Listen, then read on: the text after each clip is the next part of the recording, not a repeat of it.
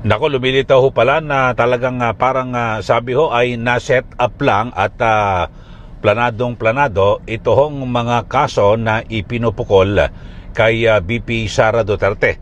At isa rin po sa nakapansin ho niyan ay ito pong political strategist. Veterano rin po itong naging mamahayag. Walang iba kundi si Ginoong Lito Banayo. At sa kanyang mga pahayag ay lumilitaw na tila planado lahat po. At di umano'y scripted. At dito ho, alam nyo ho, ito, hindi ko alam kung magtataka ho kayo o nagkataon lang o talagang sinadya. Alam nyo ho, yung binabanggit ho ng siyempre yung sa, alam nyo naman, yung abogado ho na nangunguna ho dito po sa articles of impeachment ng tungkol sa grave threats at yung sa betrayal of public trust laban po kay BP Sara Duterte ay ito hong si Ligutan, mga kababayan, itong si attorney Amando Virgil Discartin Ligutan. Noong una ay napapabalita na ito ho ay siya raw po ay Cebuano. Pero lumitaw ho at nagkabisuhan na talagang ito pala ay taga Palo Leyte. Mga kababayan, at bukod ho dyan ay kasi siya po ay taga Leyte. Alam nyo naman, at biglang kumalat ho yung mga litrato nila ni party list, yung tingog party list representative Asidre, mga kababayan, yung sabi nga bata ho ni dating speaker Martin Romualdez, taga pala to, taga Leyte. Mga kababayan, so magkababayan ho sila. At eto pa ho ang pinakamatindi dito ho sa isyong ito na binabanggit nitong si Ginoong Lito Banayo. At di ba taga Leyte itong si Attorney Ligutan, tapos si Asidre, Congressman Asidre, na tao ho, at alam ko madalas ho nagsasalita ito laban kay BP Sara, ay siya po ay taga Leyte rin. Tapos ang pinakamatindi ho, mga kababayan, ay ito hong isa po sa mga testigo, yung pangalawang testigo ng prosecution, mga kababayan, ay taga Leyte rin pala. Ito ay walang iba kundi si attorney Jeremy Lotok, ang regional director ng NBI sa BARM, di po ba? At yung kanyang binabanggit nga ho yung ang sabi siya raw po inaniwala na may kinontrata ang BP, pero biglang na wala naman siyang personal knowledge. Yung kanyang paniniwala ay hindi ebidensya, sabi nga ni Attorney Rowena Guanzon. Pero ito, pakinggan ho natin, mga kababayan, ito hong pahayag ni Ginoong Lito Banayo. At ako bigla akong napaisip nung napanood ko itong interview sa kanya. Oo nga naman, itong si Attorney Ligutan ay taga Leyte. Itong si Asidre, Congressman Asidre, ay taga Leyte. Tapos ay itong si Regional Director, Attorney Lotok, ay taga Leyte rin. So parang ano ho ba to, nagkataon lang o talagang kung sino-sino ang mga karakter artista ba o ano man na kasama dito sa pelikulang ito. Ito, panoorin nyo ho, mga kababayan, itong pahayag ni Ginoong Lito Banayo. Ito po yung kilalang political strategist dito po sa ating bansa. Tingin ko kasi rito, ito ay high-level conspiracy.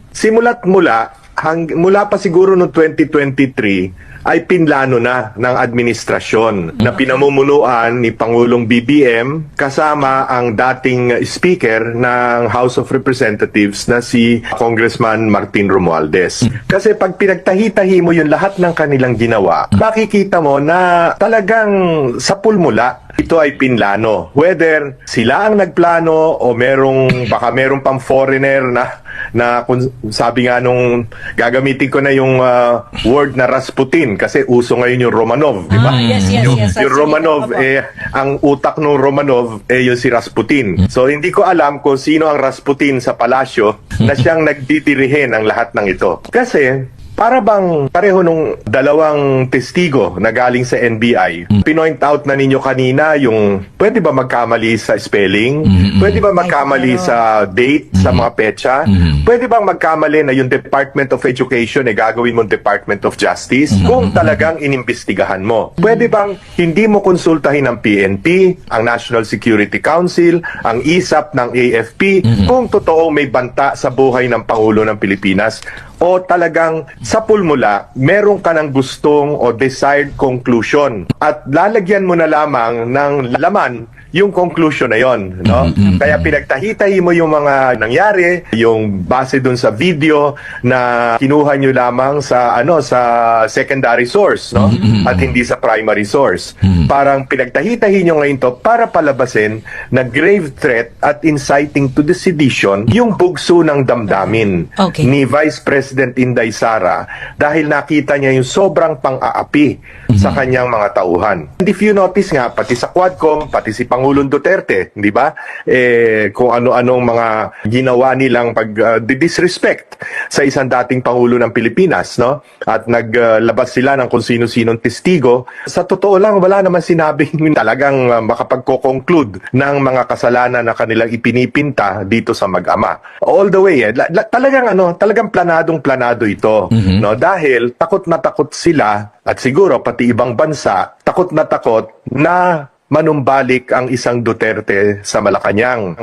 O, yan po ang pahayag ni Ginoong Lito Banayo na kung saan nagulat po siya kasi naimbitahan po siya sa wedding anniversary ni dating Manila Mayor, dating congressman din ng party list, si Lito Atienza.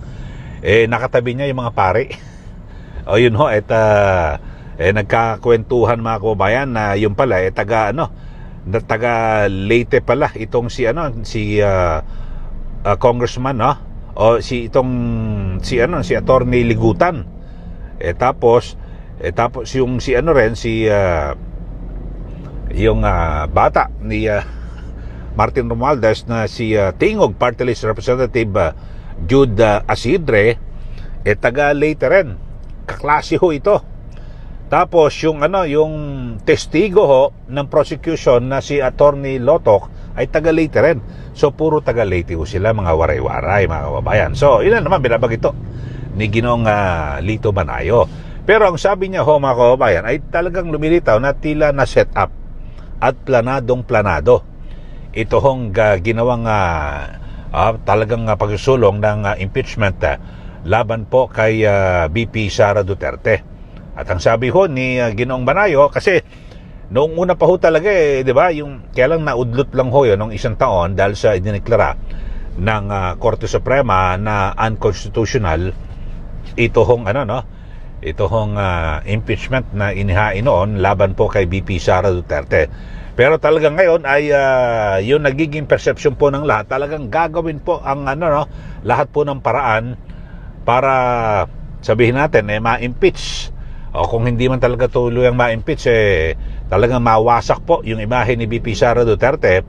At ang matindi ho rito, talagang iniisa-isa po yung mga, sabihin natin, lalo na ho yung mga kaalyado ni BP Sara Duterte diyan po sa Senado, di po ba? At agad nang naipakulungan, di ba?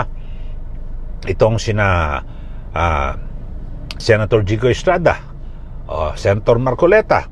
Alam nyo, kung nandiyan po si Senator Marcoleta sa impeachment trial, mas magiging makulay ho yan, no? At syempre, abogado ho ito, mga kababayan, at maaaring makapagtanong ng maayos sa mga testigo at maging sa mga abogado ng prosecution man o ng depensa, di po ba? So, dito ho, mga kababayan, ay talagang ang isa nga ho sa punteriya ngayon ay ito pong si Senator Alan Peter Cayetano. At may binabanggit ho kasi itong si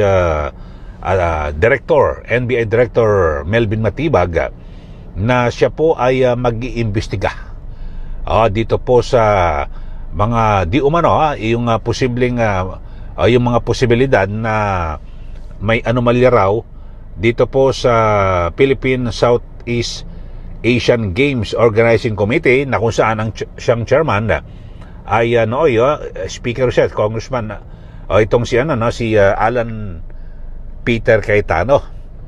So, yun po, dating speaker at ngayon Senator Judge. So, sabi po, talagang mukhang at mukhang tinatakot na ho isa-isa. Mga kababayan. At sa hiwalay na panayam, pakinggan ho natin itong pahayag ni Ginoong Lito Banayo. May binabanggit ho siya rito na mukhang talagang tinatakot ho at iniisa-isa na po yung mga nasa oposisyon o yung mga kaalyado ho ni BP Sara. Panoorin ho natin mga kababayan itong pahayag ni Ginoong Lito Banayo sa issue ho rito na kung saan talagang tinatakot na raw po. O yan po, ito panoorin natin. Meron pang lumabas na para iimbestigahan daw si Senator Alan Cayetano dahil doon sa SEA Games, no? Yung 2019. Yung 2019. Na rin yan, Oo, yung Southeast Asian Games, no? Oo. Again, nananakot na naman sila. Ginawa nila kay Joel Villanueva na sabi sa loob ng 2 linggo, isasampa na namin ang kaso kontra kay Joel Villanueva. 2 buwan na nakaraan, wala na maisinasampang kaso. Kasi nga po lumipat na. Bumaliktad, no? si Senador Chis Escudero na binanggit sa maleta, binanggit din na nung si Undersecretary Roberto Bernardo na ngayon ay state witness, ha? Yun na nga. Bilyon-bilyon ang andi umano'y Grabe, ano? nakuha niya sa flood control at iba pang proyekto, pero ngayon ay state witness na inilink tahasan sa loob ng Senado mismo sa Blue Ribbon Committee, inilink si Senator Chis Escudero. Pero nasa na yung kaso? Wala na yung kaso. In fact, Senate presiding officer na ngayon si Chis Escudero ng trial ng O, yun pong napakinggan ang pahayag ni